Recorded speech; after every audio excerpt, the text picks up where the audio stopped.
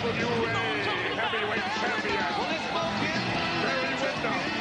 And he's facing a tough guy, a very good wrestler from Ridgewood, Steve Regal. People will come falling around. Barry Windham and Steve Regal are set to go in this event, the NWA Heavyweight Champion. Grunge now has a trash can. Yeah. Call it like you see it.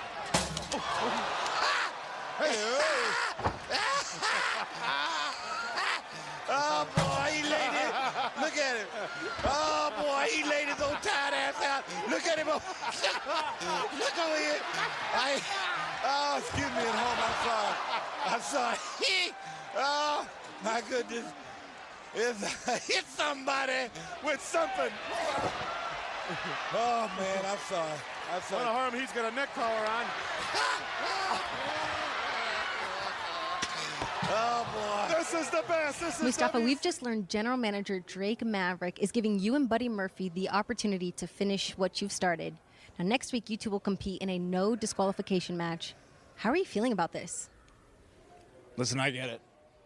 Most people would be intimidated by the idea of competing in a no DQ match against the juggernaut of the cruiserweight division. But not me. No DQ is no problem. I have a chance to prove that I can beat Buddy Murphy, that I could stop the unstoppable. And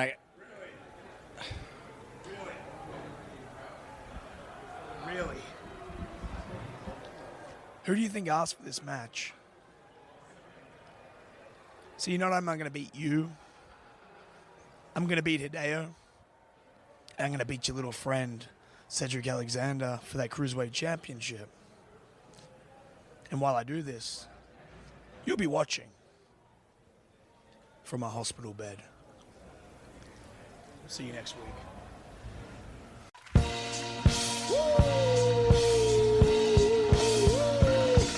First the bad boys break up. Every day I wake up, somebody got a problem with who? What's up? Cats all fed up cause I got a little cheddar and my record's moving out the stove. I got young cats getting at me, young rappers spitting at me. My homie Big predicted this thing exactly. More money, more problems, gotta move carefully. Cause cats hate when you getting money like athletes. Young as ice grilling me, oh, you not feeling me. Fine, it cost you nothing, pay me no mind. Look, I'm on my grind, cousin, ain't got time for frontin'. Sensitive thugs, they all need hugs. Damn, little man, I'm just trying to do me. If the record's 2 mil, you know I'm trying to move 3. Get a couple jigs, get on the try to do E. Hopefully they're none before I reach my garage. I don't want much, yo, I drove every car. Some nice cook food, some nice clean drawers. Bird ass niggas, I don't mean to ruffle y'all. I know you waiting in the wing, but I'm doing my thing. Where's the love? In the heart of the city. I said, where's the love? Backbone Wrestling Network. Welcome to our second episode of Hidden Gem. I am your host tonight, Shawn Kidd. And just like the last episode, I am joined by Logan Crossland and Scott Shiflett. Shiff, how are you tonight? Glad to be back. You know, episode 1 felt like it was great. Hope everyone enjoyed it, and we're back for episode 2. So at least we got a 10-episode pickup. It looks like, Shawn. We got a 2-episode pickup so far. So I guess 2 in a row means you've made it. We'll see. Yeah. We're gonna make it anyway because we own the feed, but that's just how it is. Logan, how are you tonight? Yeah, I think you have to make to 10 and officially make it, but 2 is a solid start, and I think we can get there eventually. But I am good tonight. Glad to be here with you fellas. All right, so hopefully you all joined us for the first episode. It was a good time, good test run. I think we got a good feel for how we do it. Logan won the night, of course, with Off versus Jordan Devlin match, which was off the chain. But here we go. Shiff, before we start, as always, we start the episodes with music that we consider a personal hidden gem or whatever, and I would have let you tell us about the song. All right, so as you guys listened on the way in, hopefully, it was Jay-Z, Heart of the City, which feels like, you know, Jay-Z has all these hits. It feels like it's one most people don't know of because it's one of his earlier albums. And it's like my go-to when I don't want to like listen to like the stuff he's known for. And it literally says like I have an Apple Music thing downloaded, and it's in there. It's like Apple Music Essentials, Jay-Z Deep Cuts. It's all I've just want to always love. I love the beat. It's just amazing.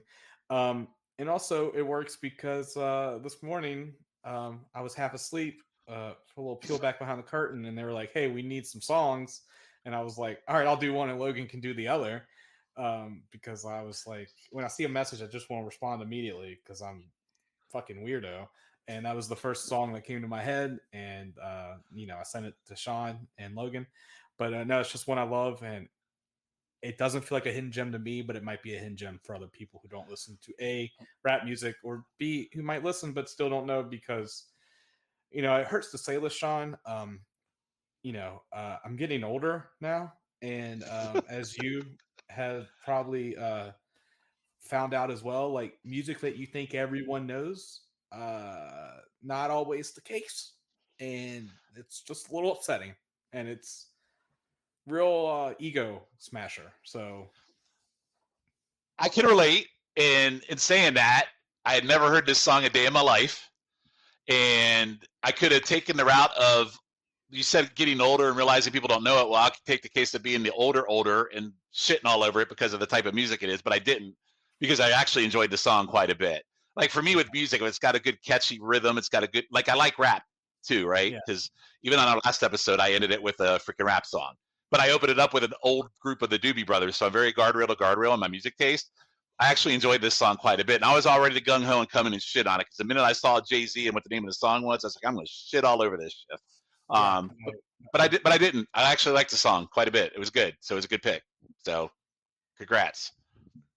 Yeah, I was saying I had never heard it before either, but I listened to it as well, and I enjoyed the song as well. Rap's not usually my genre that I kind of go to, but it was a very good song that I listened to for the first time today. So good job. So there you go. You batting 1,000 on our last episode. You nailed the plugs, and then you nailed the opening of this pod. So you're batting 1,000. And it's only downhill from here, boys, because I'm leading off the match selection tonight. All right. Oh, here we go. We're gonna go right into the first one. You got it. You go for it. The first one comes from Uncensored 1997, which, by the way, I would argue is one of the better WCW pay-per-views of all time. But that's another discussion for a later time. And I chose a match where it's like when you go in expecting something to be bad. Like you're expecting, like, oh, this movie's going to be 25% on Rotten Tomatoes, and the next thing you know, you're enthralled in it. This match, I was expecting to go and be like, this is shit, but I was like, A, this might be the best Dusty commentary of all time, and B, they knew what they were doing with these four individuals, and they kept it to what they were good at. And this match that I'm talking about here is a tornado tag match with Harlem Heat, Booker T, and Stevie Ray with Sister Sherry versus Public Enemy, Rocco Rock, and Johnny Grunge. Now, Public Enemy, had been big in ECW with the Cabbage Patch, throwing the hands in the air and everything. Harlem Heat, one of the better WCW tag teams, in my opinion. WCW actually had a strong tag team division, but it was a little too top heavy at the time with, like, you knew the outsiders were going to keep the titles most of the time. You had like the Steiner brothers who was like, oh, they're going to feud with them. And then you had like Luger and Giant who was thrown in there. And then like Harlem Heat was there. And then like had like the amazing French Canadians, the Nasty Boys, Public Enemy, and then like Fire and Ice. And then they had split up by that point. My apologies. But High Voltage, which I thought were Steiner clones, because I was like, they're the next Steiners. I remember telling people that. So bad, that team. Jesus Christ. I was 8 years old, Shawn, so give me a break. I'm old. Remember, I'm old. So I'm watching this match because I keep up with Wrestling Warzone, which is on our brother feed, on the NoSo feed, they have their own Patreon now. Make sure to check that out. And I keep up with them, and I got ahead of them because just life gets in the way and podcast gets delayed. So I was like watching this Uncensored 97, and this is a tornado tag, and they go balls to the wall. If you're looking for a great technical match, not here. If you're looking for a great tag match, normal tag, not here. If you're looking for a crazy tornado tag at Uncensored, which has like a toilet seat, they're choking each other with like garbage can lids, cables are being used to choke people. This is the match for you. And it's awesome. And Dusty is like, you can tell Dusty is loving every second of this match here. It comes through on the screen. He breaks the whole team at one point, the whole announce team at one point, because he goes, he's following his ass, baby.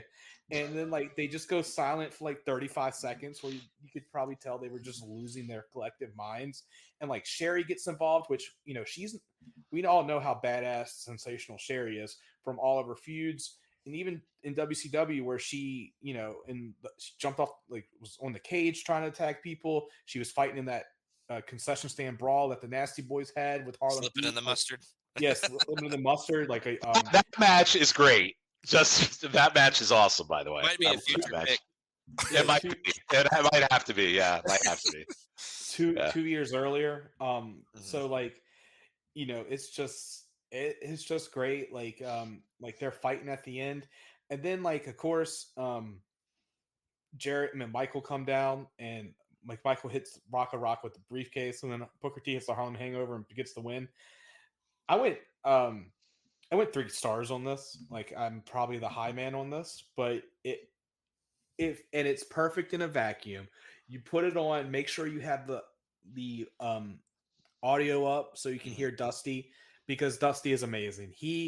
I know those 4 guys, I'm going to be throwing Sherry in there. Those 5 people in that ring, they're awesome. Dusty is the MVP of that match. But those guys beat the hell out of each other, and it's great. The crowd is going nuts the whole time for it, because I don't think we know what they were expecting, but it's just awesome. And I want to hear Shawn last, so Logan, I'm going to you next. and the funny thing is it was a substitution, because it was supposed to be Jarrett and McMichael who come out and versus Public Enemy interfere in this match against Public Enemy, but they get put in the main event because Roddy Piper has probably the worst segment in WCW Nitro history, probably until what we're watching for the Russo show that's coming here on the Backbone Wrestling Network. Yeah, he had Luther Reigns Cole there for a little bit, so and very, very obese John Tenta. So yes. But yeah, that segment's awful. But yeah, this was actually a substitution, so that makes it even funnier that it kind of hits the way it does. We talked about Dutch earlier, how he kind of probably took away from that match for some of us, especially me. Dusty did the exact opposite here. He added to it so much. I mean, right off the top, they bring out the toilet seat, and he's like, "Oh my God, it's the commode lid! It's the commode lid, guy!" And they're just losing it the whole time. And Dusty throughout is just hilarious. Like Shiff, you said, they beat the crap out of each other. Sherry gets involved. She's super awesome throughout this. Beats the crap out of the both Public Enemy guys. There's enough cool spots in there to really keep you entertained. And the crowd's super hot for it, like you said. The Halliburton shot was pretty sick there at the end as well. But I'd go with you. I'd go 3. It was entertaining of a garbage brawl enough for me, and the commentary added to it. So when the commentary and the crowd can add to a match, I think it deserves a little bump, maybe even if it's not the most technically great match out there. All right. So, Logan, you were what? I went 3. Okay. All right. So disappointing father speech. No. All right. Noted Harlem Heat hater, especially Booker T, is me. I hate Booker T. As you guys know, my favorite Booker T is the one that does the Trick Williams intro. It's like pops me every time I do it, and I was doing it. Yeah.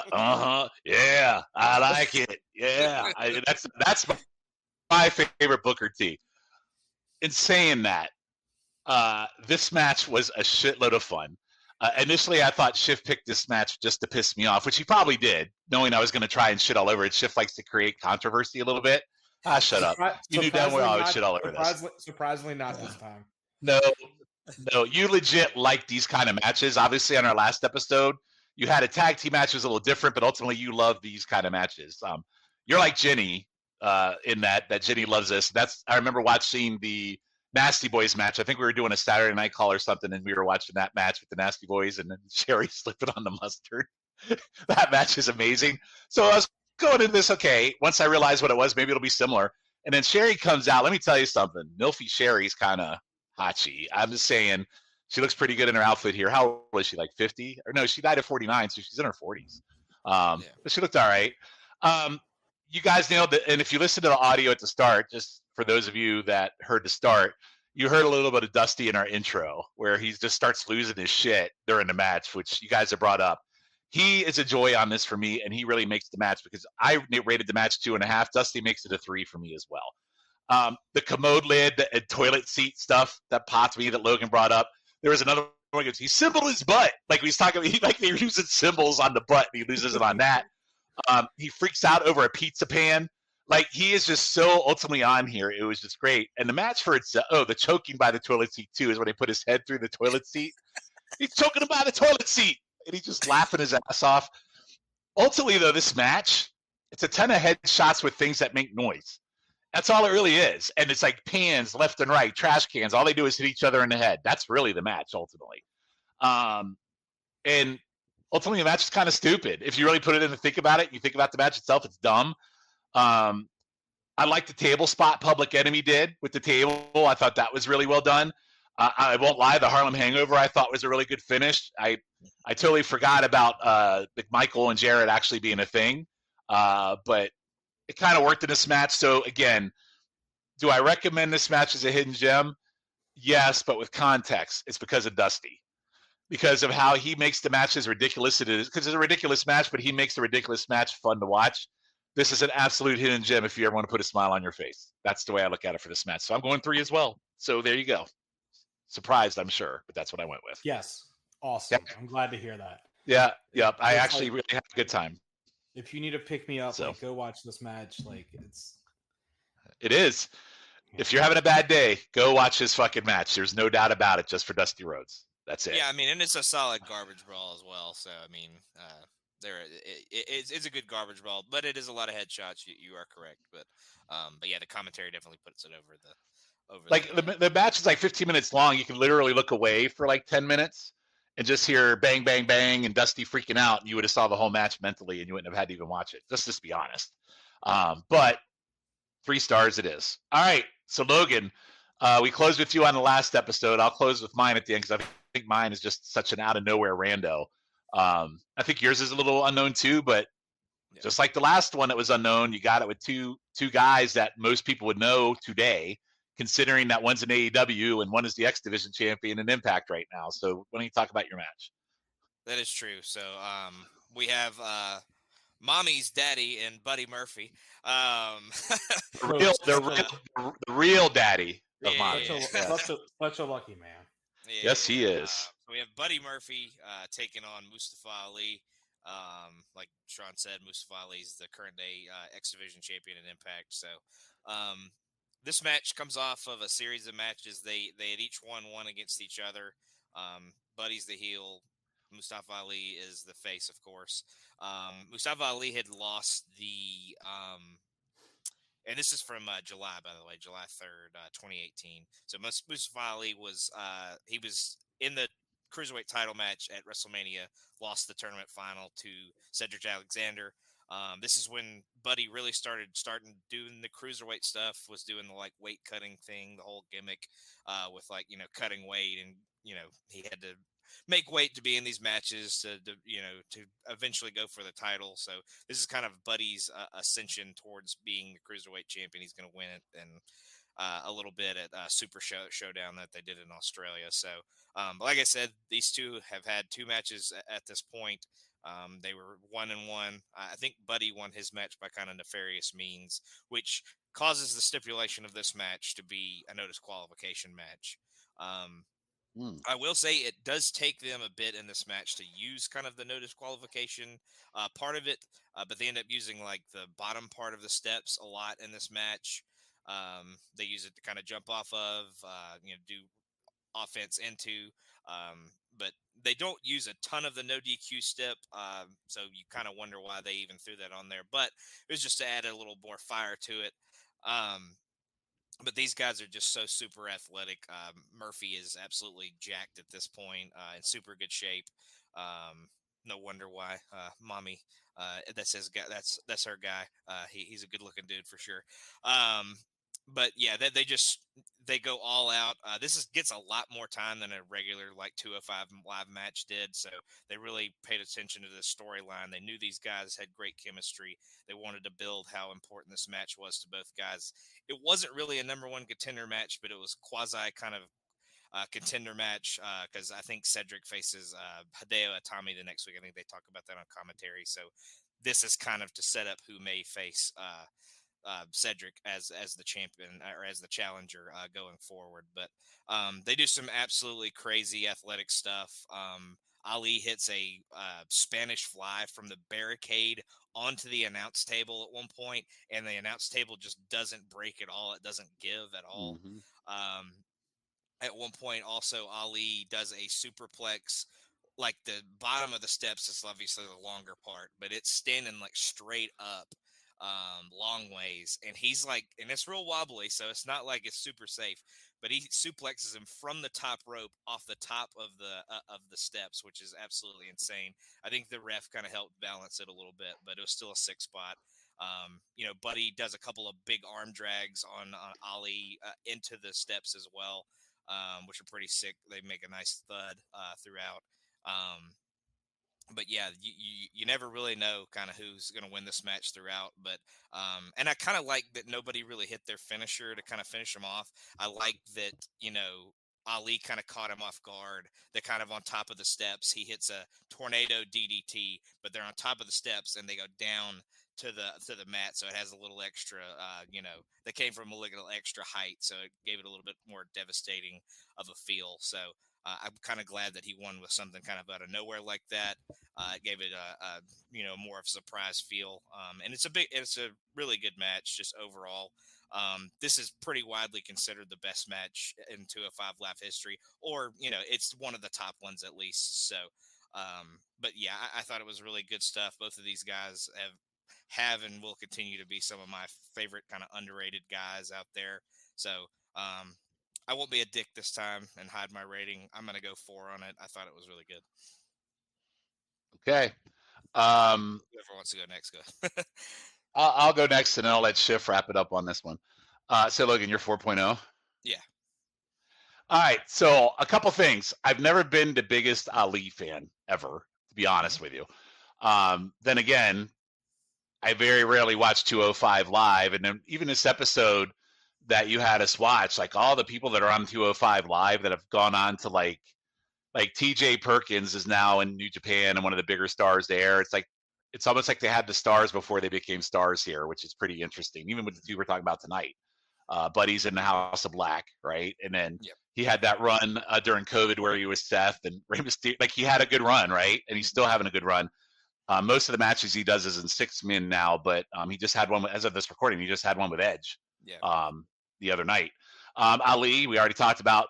He's Impact, TNA Impact champion, X Division champion. So it's kind of cool to kind of go back and see these guys 6 years ago to kind of say, okay, let's check it out. I've always been a Murphy fan now. The first thing I'll say is I forgot about Ali's Glacier entrance. The whole mask and the glowing thing, it reminds me of Glacier. I totally forgot about that. You brought up a lot of the good things. The other thing we didn't mention is on the last 2 episodes, somehow Logan has picked 2 matches that has Nigel McGuinness as commentator. I don't know how you manage that or if it was done on purpose, but you've managed to do it, Logan. And I think it was 4 years apart, by the way, that we managed to figure that out. And now he's in AEW too, which is hilarious. The match is okay, starting with there was a couple things. Ali did a springboard off the barrier on the Buddy visually, and he did a body press, which looked really good and very high up. Buddy tossed him by his hair to the floor, was pretty sick off of the rail. Then a suplex right back on it. And then Ali takes like a long, kind of beating, which kind of took me out a little bit because it was more like punching, kicking kind of thing from Buddy versus what I thought the match was going to be. So I was about ready to checkbox that at that point. But then there was a rolling X Factor that was done with Buddy between the ropes. And then he did a sliding kick into the steps. And Buddy also flied ridiculously high off the steps from in ring, which I thought was really amazing because the crowd just lost it. And that was a spot like that got me back into this. And then just from there, it was just nonstop. Ali getting beeled into the steps multiple times, which was absolutely sick. The Ali Karana with Buddy into the stairs. You brought up the suplex spot, which is probably one of the coolest spots I've ever seen. Like, yeah, I've seen superplexes, but for them to do what they did with those stairs and how wobbly it was and how high up they were and how that went, probably one of the most ingenious spots I've ever seen. You brought up the Spanish Fly on the table, which I thought was great. Buddy's knees to Ali's face was absolutely gross. Like at one point, I legit, when Ali was up in the ropes, tangled up, I thought he legit was knocked out. That's how bad it was. It was just disgusting. And so, yeah, it was really good. And then the twisting DDT off the stairs, if you think about everything that happened in the match, probably not the best finish because there was other things that I thought were more spectacular, but it didn't take me out really. And I was telling Logan before we started recording tonight, this is what is sad to me about this match. This reminded me of an old school NXT before Mania kind of pay-per-view without all the 45-minute debacle bullshit things that they would do. This was a good freaking match in front of a crowd that probably had no idea how good they had it that was in front of them. And it makes me think about 205 Live and how good it actually probably was, and most people didn't see it, which is why it got canceled. That and they decided to make Enzo their champion, probably didn't help them long term. But yeah, this is an amazing match. They put on a clinic, and they literally took the crowd from a point where they just like, we got another 205 match, and they put them in the palm of their hand. Like they were biting on it. And yeah, I'm with you. I'm 4.0. This one was freaking amazing. Absolutely amazing. So 4.0. All right, Shiff, you're up. Yeah, what you guys said, like I actually like the dive that Buddy did to Mustafa from the steps that were set up inside the ring to the floor. Like it was just great. I love Buddy working the back, just because like that's where all the pain's gonna be. The suplex from the steps was crazy. I just feel bad that it was in front of like the shit crowd that really didn't care about 205 Live. The Spanish Fly on announce table, I know it's been mentioned 3 times, but my God, like, and the table didn't break, so that's just horrible. Yeah, I think if it did break, it would have been less devastating. But the fact that it didn't break and they both just landed, and it just makes an awful sound. So yes, I know it was brutal. Yes, it does. I like the trapped in the ropes. I actually thought that was going to lead to the ending of the match, and Buddy is just like unloading on Ali. Like, yeah, that knee to the face in the ropes, I thought that was it because Ali literally looked dead. he looked dead. Yeah, I will say like Ali does a good job of being a babyface, which it makes me wish, like, I don't know, because he got fired under. Never mind, that's just a whole nother podcast. But I mean, let's be fair. He would have been the champion at New York Mania if he hadn't got injured and or whatever, and they let Kofi fucking win the belt from Bryan instead. It would have been Ali. I love that match though. Well, I know you do, but it really legit. I bet it would have been Ali if that hadn't happened. I'm telling you. So yeah.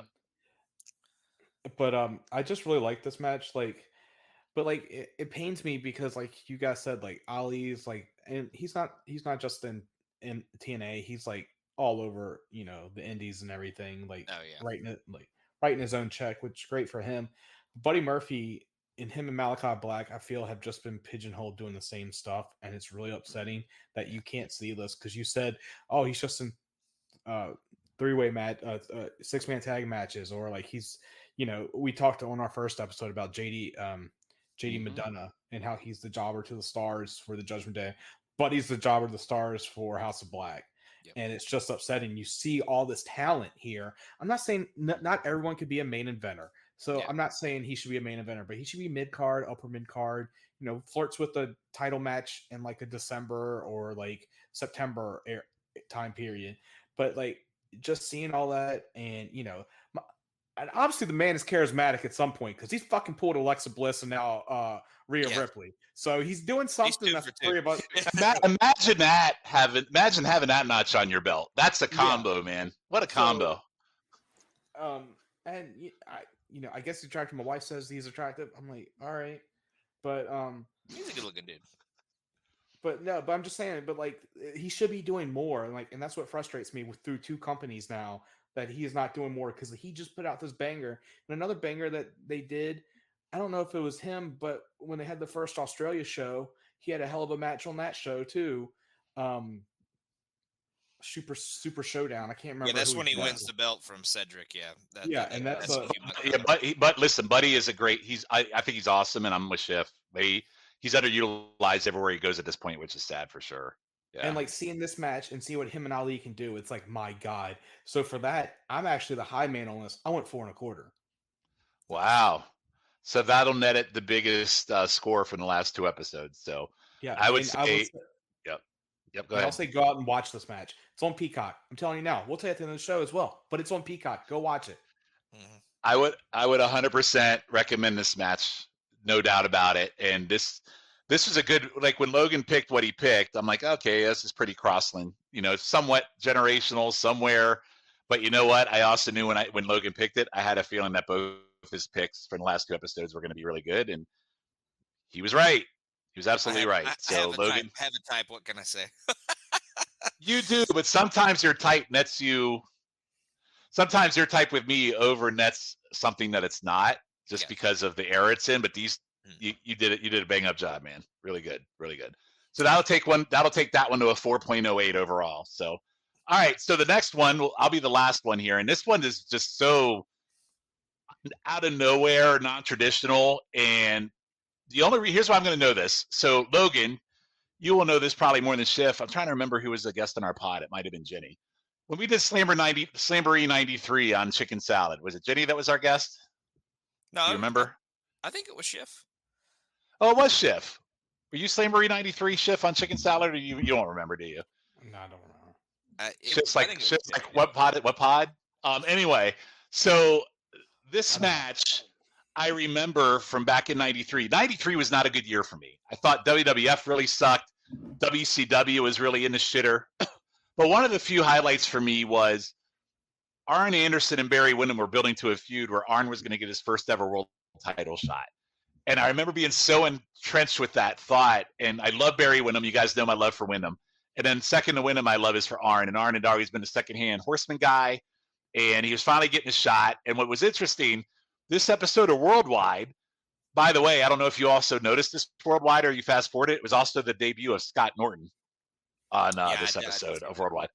Yeah, if you remember on the 7 Months of Danger, they kept teasing him when he was going to show up. Well, guess what? He finally showed up at fucking 93. 2 years later. No, I was on that match because it has that Sting and Nails match that I've seen. Yes. So anyway, Sting's opponent was Scott Norton. You saying that triggered that memory? Yeah, I was saying it also has the boring ass Bach and Dory Funk match that Shawn loves. Yes. Yeah. Anyway, we're moving on. That was separate. That was gone. By the way, I was also sick as a dog during that pod. I don't know if you remember that or not. But anyway, so this one is interesting to me because you got Barry Windham, who's the NWA World Champion. NWA World Champion in 93 didn't really mean much. And remember, Flair had just come back as well at Super Brawl. But he was not able to wrestle yet because he was still under the clause with WWF where he could not wrestle. So it was just interesting. He was just a face on TV. And then he had Steven Regal. And the Steven Regal, I think we all remember, he's a heel, right? He's always been a heel. Well, this is face Steven Regal. And I remember this match specifically, and I was like, man, Steven Regal is a face taking on Barry Windham.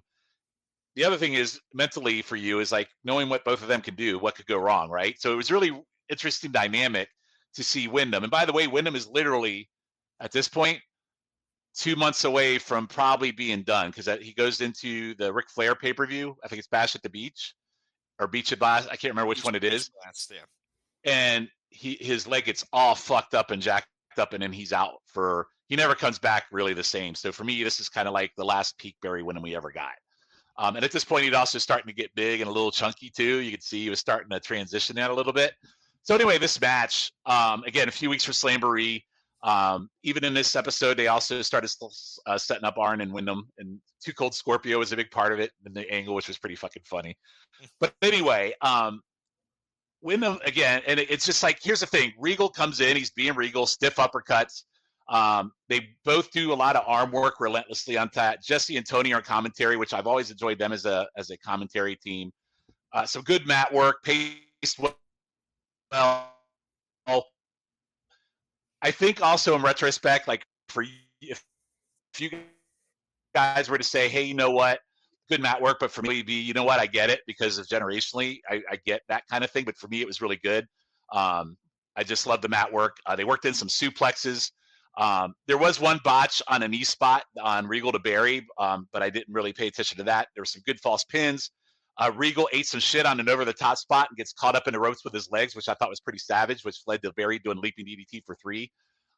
All said, the reason why I think this is a total gem, one, syndicated WCW in 1993, you didn't get really good matches because 93 WCW sucked a lot of shit. But this one took me by surprise, and with 2 of my favorite wrestlers. And I don't think it was that for everyone, like I said, but I think it was just a really good wrestling match and a wrestling show. And I went 3 1/4. I could probably go higher, but I would recommend it just for the moment in time it is, and for seeing Steve Regal wrestle as a face, because I had never seen that before. So I went 3 1/4. So Logan, I'll go to you on this one.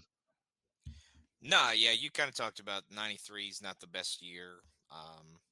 Just in any company really, it's kind of a down year, both sides. But I will say, I did a watch through of this year randomly, like a year or so ago. God bless you. Are you okay? Yeah, no. God bless I'm you. not okay. Anyways, but Barry was one of the highlights of the early part of the year. Obviously, like you said, Shawn, he gets hurt eventually, and they have to put Flair back over, give him the belt, and all that good stuff. So, but yeah, I think he's an early highlight of this year. You said, you kind of said he bulks up a little bit, but I don't think it affects his in-ring work at that point before he gets hurt. No, it doesn't affect his in-ring. Nope. Yeah. So, but no, I thought this was great. I thought this was really strong. Regal as a face is definitely really weird. I don't remember. I don't ever remember that really, other than watching through it, like I said, like a year ago, and randomly seeing it. It doesn't last long, I will say. But no, this match is No, great. because it's September. I think it's September that year is when he beat Steamboat for the TV title. So you're literally only a few months away from then. So yeah, and he has Sir William and all that. So yeah, Yep. but yeah, the match is super stiff. I love Regal. I'm a pretty big fan of Wyndham. I like most of the stuff that I've seen of his. So 2 guys, like you said, that like you said that you loved them. I love them both as well. So just really, really good stiff stuff. I'd go a little higher than you did. I'd go 3.5. But like you said, not a ton of matches on TV like this, especially on Worldwide. You may get one of these on Saturday night or something like that, but yeah, you're not getting these on Worldwide every week. But it definitely is a banger, and I would definitely check it out for sure. Awesome. All right, Shiff, wrap us up. So when Regal first showed up, they were trying to say he was Davey Boy's friend, and then got repackaged. So that's why he's in as a babyface. Okay. Mm-hmm. And he's got the Davey Boy Smith tights on, underwear on too. Yeah. So I like the feeling out process, because this is a match that I had zero clue that had happened until you sent it to us. And like Regal's uppercuts are just so good. Mm-hmm. And like I loved him like working Barry's arm to take out like the lariat. Like I kind of got lost in the match, to be completely honest. Like my notes here are non-existent because I just got like lost watching it. And because it's just a good wrestling match, it just captures you, right? It's like it's an interesting match for sure. But I liked how when they both went over the top rope, I thought that's when we were going to get the double DQ, because that's when WCW had the rule where if you get thrown over the top rope, it's a disqualification. So I thought that's where we were going. I was shocked with it, but I did like how Regal sold his knee right there, because you saw it get tied up and the ref had to like let him go, and then he fell on the knee again. I thought that was a nice selling point. I thought like he was hurt. I thought he was hurt because that was pretty savage. It was a hell of a sell. And then like I love when like Barry gets in the ring, and I thought, like, oh, maybe we'll get a count out. And like this was spoiler alert for the people that listened to the first 2 episodes. I watched all these matches like sort of within the same day, and I just watched the Steamboat Valentine match, and I was like, if I get another count out finish in this match, like back-to-back matches. But no, like Barry hit the nice leaping DDT and it was over. And I know Regal, he's known as a babyface now, but he was a heel a lot of his run, and it made me kind of want to see more babyface Regal in WCW and WWE, like because he had like the times he was a babyface in WWF, whichever you want to call it, like with the Tajiri part with the alliance, when like you thought Tajiri was going to turn on Regal, and then they came together, was great. And then Regal turns like 2 weeks later, but let's not talk about that. But then like when he was with Eugene and they won the tag titles and they were throwing like chocolate milk all over each other and Maria, and then when like Triple H took out Eugene and like Regal stood up to him and said he was going to whoop his ass. Like, Regal's just so good, and it upsets me, like, at his point, because he was going to main event SummerSlam against Triple H when he was the king of the ring, and he's like, oh, they want to ignore me, and they cut the lights off of the match between him and Randy Orton, but then he got popped for like a 60-day suspension and like lost all his momentum. It just shows how good he is right here. I would go out of the way to check this match. I know this sounds like what I'm saying for Logan, but this is a hidden gem. Reason why we're doing this pod. Great job. 3.5 for me. All right, so you know what? I'm going to have to go 3.5 too then, so we're going to make it even. Yeah, and Regal is a case of, and it always seemed like it was like this. You kind of went through it there, like he got a couple. It seemed like he was getting a couple of shots throughout there to kind of elevate himself, but he always got hurt, or he has like he has like an intestinal thing at one point. From drinking the water overseas. Yeah. Because they all got sick. But so they were talking about that on Rap. Mm-hmm. But it like really fucked him up. But like it seemed like anytime he was really gonna like elevate to that next level, something always happened. He hurt his knee, or that happened, or he gets popped for the suspension when he wins the King of the Ring. So, as much as I wish he would have elevated, it's just he's kind of one of those sad cases of every time it seemed like they were going to go to the next level with him, something happened, whether it was his fuck up or he just had unfortunate luck. Yeah, one of the feuds, and I think it's with him, that I was thinking about for Territorial was, you guys are going to hate this one, when him and Zbyszko are feuding over the TV title. Because I think that's an underrated one that most people probably don't go back and watch because it's kind of Zbyszko's last hurrah. But they have a pretty damn good feud, and that's probably one that I might go revisit on Territorial because I enjoyed it a lot. And I love Zbyszko, but I love Regal too, but for different reasons. Leads to a Flair match with Regal. I think it does, so I have to go back and watch it. But just to piggyback on great Regal and then Zbyszko, they're very different wrestlers. But Zbyszko later in life, and we're getting off topic. Zbyszko later in life tended to be a better wrestler and charismatic than he was in the past. Because remember, like even when he was fighting with the NWO, it was good stuff. But this match, totally shocked me by surprise. I'll go 3.5. So that nets 3 hidden gems that we talked about tonight, and all like different for different reasons. Like Harlem Heat, we talked about because it's kind of a garbage match, but Dusty makes it great. You got to check that out. Murphy versus Ali, just straight up banger. And then this one, just a good freaking solid wrestling match with two guys putting on a clinic, like a 12-minute, 13-minute main event on a worldwide randomly in April of '93. That this would be what I would define as a true hidden gem that a lot of people probably haven't even thought about or seen, like Shiff brought up. So, all right, cool. So we've made it through episode number 2. So we're batting 2 for 2 at this point. So hopefully we don't get canceled after this. So spoiler alert, we won't. I think that's pretty impossible, but we'll see. All right, so Logan, as customary, you get to pick the hidden gem songs. Tell us about the song and tell us why, and then take us out. So I picked the song "Better Days" by Citizen King, and the bottom drops out is in the parentheses on the song too. But it's called "Better Days." I'm a big fan of '90s music. I was born in the '90s, so the music of, even though I was young, the music of that time really hits. That's what my brothers listen to. It's what my parents listen to a lot. But for some reason, this song just always hit with me. I had an app when I was in high school. It was like the Bing top 100 songs of every year or something like that, or every decade, I think is what it was. And this one was like number 90 something or something like that. And I think that was really the first time I'd ever heard it, but it really stood out to me.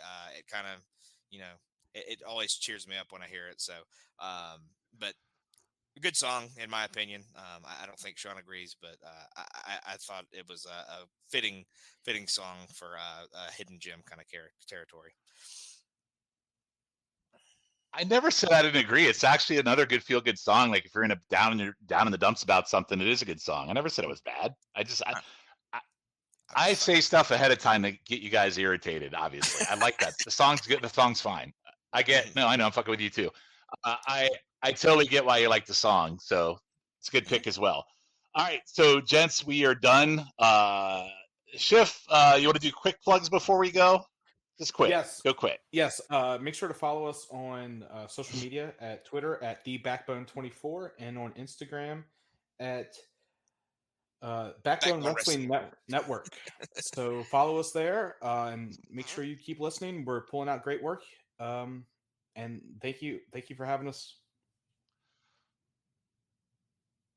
Yep. Thanks for listening, and also go listen to our sister feeds, Pop Feed, Place to Be Nation Wrestling Feed, and North South Connection. And the Jenny position over on North South Connection got quite the I want to say almost like a 5-thing tier going on here at this point. That would be 5, right? Pop, PTB, yeah, 5. Okay, Yeah. cool. All right, so that ends up episode number 2. So, gents, I'm sure we will be back for another episode. The beauty of this show is we can drop it whenever we want because we got a bunch of free days, so it's not really netted on an official schedule path, but I'm sure we'll do it again because I've actually enjoyed this first 2. It's very easy, good to talk about, find some cool matches, and I think we found some good hidden gems. So with that, we will see you boners later, and join us on a future episode. Good night. Good night.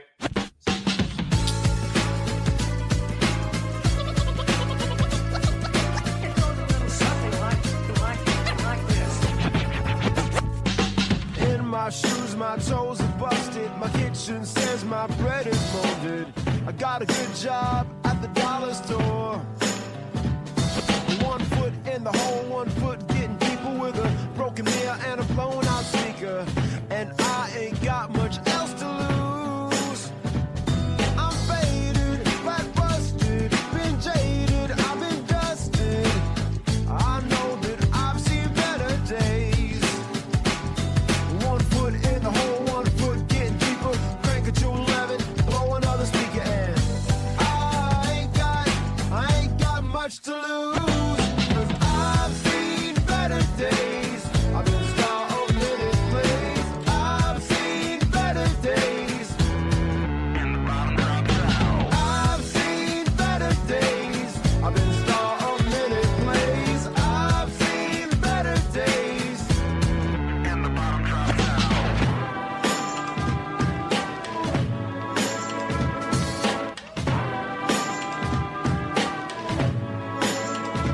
Now my cup's filled up with $5 wine. I find myself here all the time.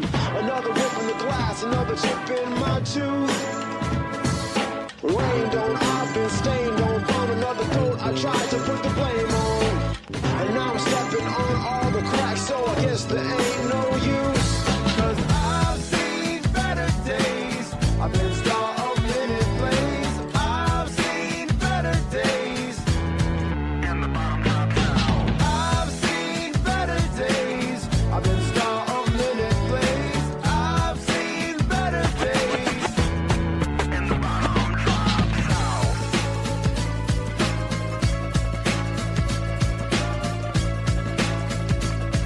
You like my Gucci bag? That's beautiful, beautiful.